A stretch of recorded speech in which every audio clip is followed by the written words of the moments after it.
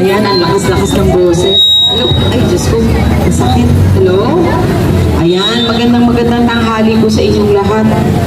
Hi, mga nanay at mga lolo. Mga bata, hello! Saan kayo galing?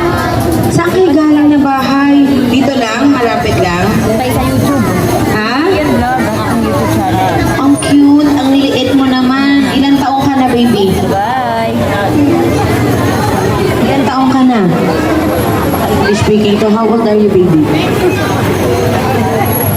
2 years old? Ba, ang sarap naman ang edad na to, no? Sana 2 years old din ako, pero ganito nakalaki. Mga bata, na-surprise ba kayo nandito ako? Gusto niyo ba si Jollibee? O gusto niyo ng Jollibee na burger? Opo, at saka juice. At higit sa lahat, meron akong regalo sa inyo na tag-iisang bola! Yay! Gusto mo ba ng bola? Gusto niya ng bola? Wow! O, lalaroin niyo yung bola, ha? Asan na ibang bata? Dito kaya yung iba? Kasi mainit doon. Tara, dito po iba yung mga maliliit dyan. Ayan, para kasi hindi kayo masyadong nandiyan sa dulo. Sige, lapit po kayo dito yung mga maliliit na bata. Yung mga mami na may dalang bata, dito po kayo sa gilid para hindi po kayo makaano dyan. Ayan. Ako, yung mga bata, kati na ng kati. Ano ba yan? Ano ibig sabihin po yung nagkakati ng ulo? Naiinitan o merong ano? Wala. Anyway, magandang hapon po sa inyong lahat. Ako po ay narito para magkaroon ng food feeding program. Para sa mga bata, mabigyan natin sila ng munting kaligayahan. Alam niyo naman po yung mga bata, aba syempre malaking bagay na sa kanila makakain sila ng Jollibee at mabigyan po sila ng bola. Sapagkat ako po nung bata, wala po ako masyadong pribilehiyo makakain ng Jollibee. Sapagkat kami po ay marami magkakapatid, ang katwiran po ni Mama, naku, pag nag-Jollibee ka, baka isang buwan yung budget natin maubos. Ibig sabihin po, yung Jollibee, mahalaga na po yan sa kabataan dahil ako minsan naging bata rin po ako. Nakakakain lamang ako sa Jollibee tuwing birthday ko. At ako lang po ang may special na order kasi ako lang po ang may birthday. Yung mga kapatid ko, cheeseburger meal lang po sila. Pero pag ikaw may birthday, meron ka ng spaghetti, meron ka pang chicken, meron kang fries, meron ka pang coke. Yung po yung pinaka-aaba-abangan ko po. Kaya ako naman, nakapag-desisyon po na syempre, tumakbo po akong konsehal ng huling halalan. Naisip ko po na yung Jollibee mismo, ibaba ko na po sa mga bata. Yung mga regalo, ibaba na sa mga bata. Para hindi nyo nahihintayin yung birthday nyo, pwede na kayo makakain ng Jollibee na burger at meron pa kayong laruan na bola. Diba? Okay ba sa inyo yan? Alam nyo mga bata, kaya ako narito upang turuan kayo ng kahit pa paano mabigyan po tayo ng yung mga kabataan kasi yan yung kailangan natin hubugin ng tama eh. Unang-una sa lahat, kayo ba nag-aaral? Nag-aaral ba kayo mabuti? Very good. Bakasyon nyo na ba? Hindi pa? Ay, hindi nyo pa bakasyon. Pero gusto nyo naman yung Jollibee na burger. Wow, excited ba kayo? Ang liliit ng mga boses nila. Kayo kaya sumagot din kayo para medyo malaki. Hindi, syempre itong food feeding program, gusto ko maramdaman ng mga bata na mayroong nagmamahal sa inyo at dapat tayo ay magmahalan. At unang-una sa lahat, ang gusto kong mensahe na maiparating sa inyo na kayo ay mag-aral ng mabuti. At dapat laging maging magalang. Lalong-lalo na sa ating mga magulang, sa mga lola at sa mga lolo. Paano natin binabati ang mga lolo at lola natin? Pag nakikita natin sila lola, paano po natin sila binabati? Anong ginagawa natin? Nagbe-bless? O sino ang marunong mag-bless? Ikaw. Wow, galing naman. O ikaw, bless ka din. Bless. Ay, very good. O, diba? Pag kinakausap tayo ng mga magulang natin at mga nakakatanda sa atin, ano ang sinasagot natin sa kanila? O at? Opo, very good. Siyempre, yan naman po yung kaugalian natin na hindi dapat inaalis po. Dahil tayo mga Pilipino, magagalang po tayo. So, marapat lamang yung mga kabataan natin, bugin po natin ang tama, turuan din po natin sila kung paano maging magalang. Sapagkat, pag sila po lumabas ng bahay, yan din po igagawin nila sa kanilang kapwa, ang maging magalang, matulungin at mapagmahal. O para sa mga bata, wag muna kayong mainip ha. Gusto nyo ba kantahan ko kayo ng kanta para sa inyo? O gusto nyo sumayaw? Sino marunong kumanta dyan? Merong marunong kumanta? Sino? Wow. Ikaw marunong ka kumanta? Gusto mo duet tayong dalawa? Ayaw. Ayaw niya mag-duet. Pero hindi, ito po, kakantahan lang natin yung mga bata bago po kantahin yung mga senior para kahit pa paano makarelate po sila sa atin. Ayan mga bata hindi ko lang alam kung alam niyo tong music na to. Pero ito yung nasa carpet tapos lumilipad-lipad. Alam niyo ba kung sino yun?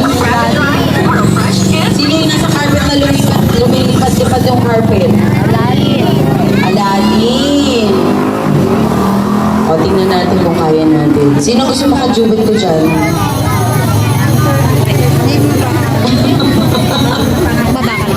Ayan, para sa mga bata, Aladdin. Adyo ba?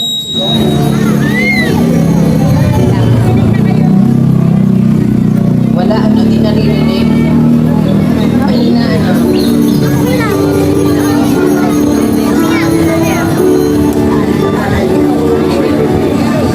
Ayan, kahit nakalahating chorus lang.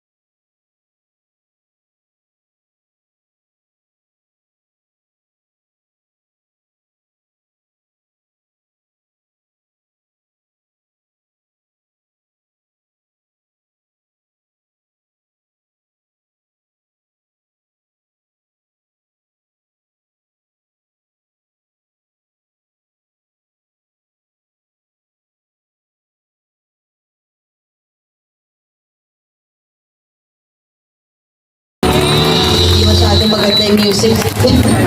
Hindi, ayan yung A Whole New World kasi. Actually po yan, favorite ko na movie nung bata po ako. Sapagkat kung titignan natin, syempre yung carpet, di ba lumilipad?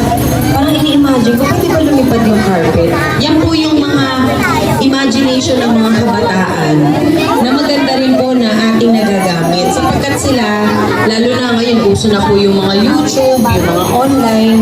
Mas maganda pa rin na sila po ay mamulat doon sa pambata talaga na imagination, hindi po yung mga nakikita natin.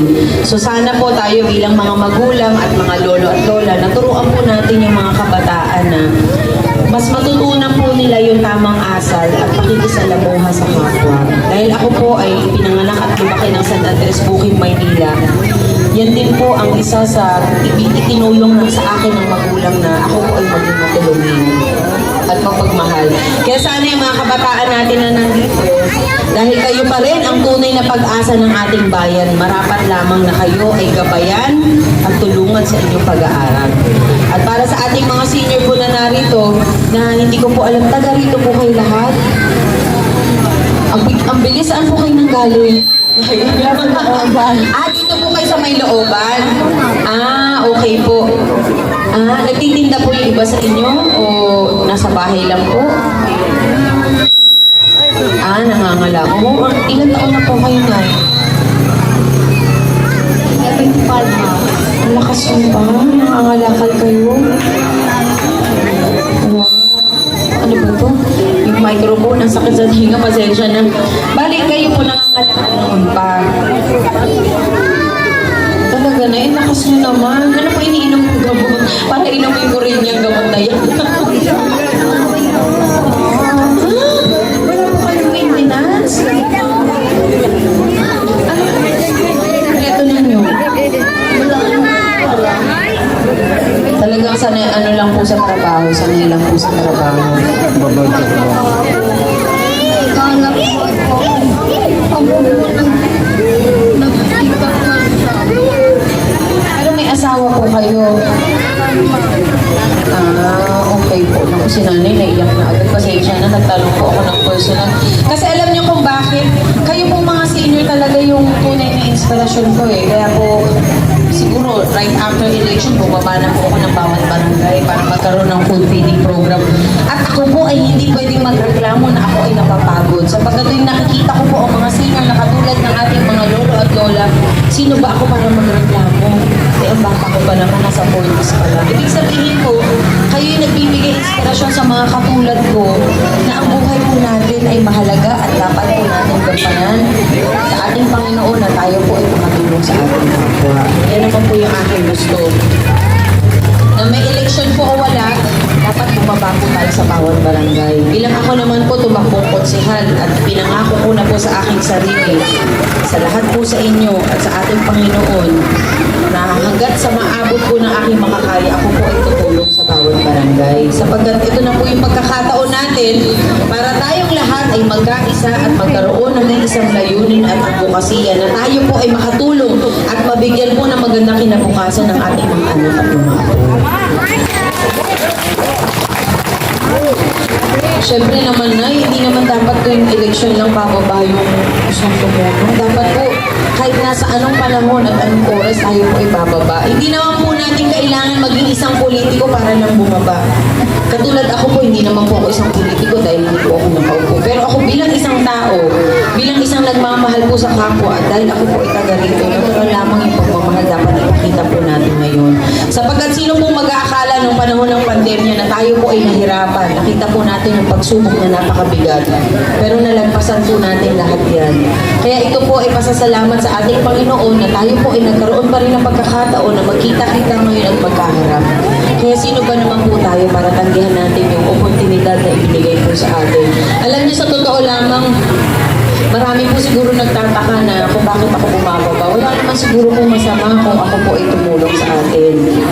Dahil hindi naman po tayo kailangan, tayo rin naman po magtutulungan. Hindi naman po natin pwede asahin ibang lugar na tutulong sa atin. Siyempre, yung taga rito po, siya rin po unang makakaunawa sa atin at magbibigay ng tulong. Ako naman po, ang handog ko lang para sa mga kabataan na mabigyan po sila at mapangaralan at mapaalalahanan sila na yung pagkakaroon ng tamang asal, yun po yung dapat natin gampanan sa kanila bilang tayo po ay magulang na.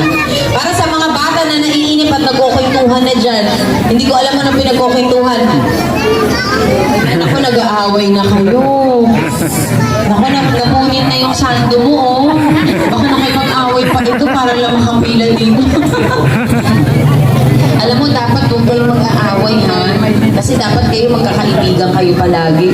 Napakainit, di ba? Pero kailangan tiisin natin dahil yan pong binigay sa atin ng Panginoon. Nandito tayo para magtulungan at yung mga bata, gabayan po natin at para sa mga senior citizen na mukhang junior, na mga may kilay pa. May mga kilay pa, mga social na mga ating senior. Natural beauty kasi Pilipina, natural beauty. Pero sila, Lola, o diba, ang taray ng kilay, oh. Nay, may kilay ka pa, ha? Kayo po, Nay, oh. Ganon din po, nagkikilay, ang taray, diba? So, ibig sabihin sa inyo po ako nagmana. Kasi kailangan may kilay din ako paglabas. Ito po sila, lahat may kilay, oh. Ang ating leader ay may kilay na kilay, ang kanyang kilay, oh.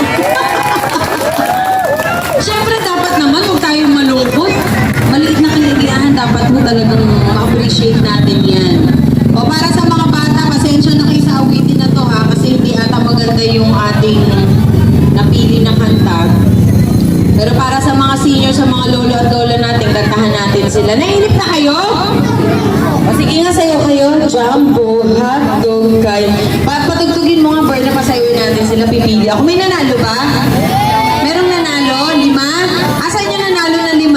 O, halika dito kayo, samahan niyo ako dito sa harap. Ayan. Ay, guguling naman. O, ito. Halika. Sino yung 5 na nanalo kanina? Wow. O, sino pa yung 2? Ako talaga naman. O isa pa, tingnan ko nga. Kung gaano kagaling sa mayo itong mga jumbo hotdog na ito. Parang ang sarap kainin ng jumbo hotdog ah. Ayan, nasaan ang music natin? Naku, mabibingi sila Lola. Nay, pasensya na kayo. Andyan yung speaker. Mabibingi po kayo.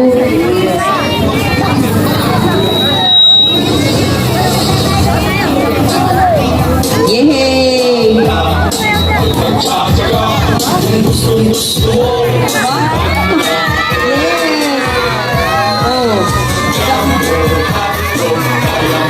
Hindi ko kaya yan.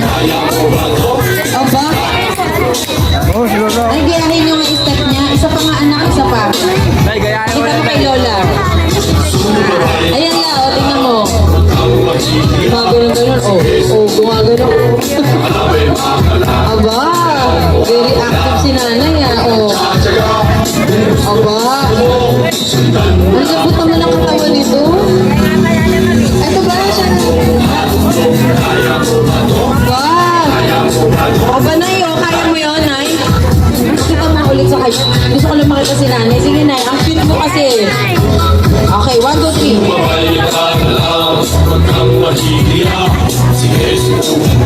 Ayan, Nay. Oh.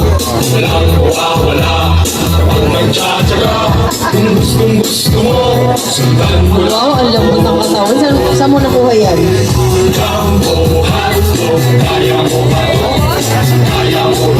Sus Mario, hindi ko kaya yan.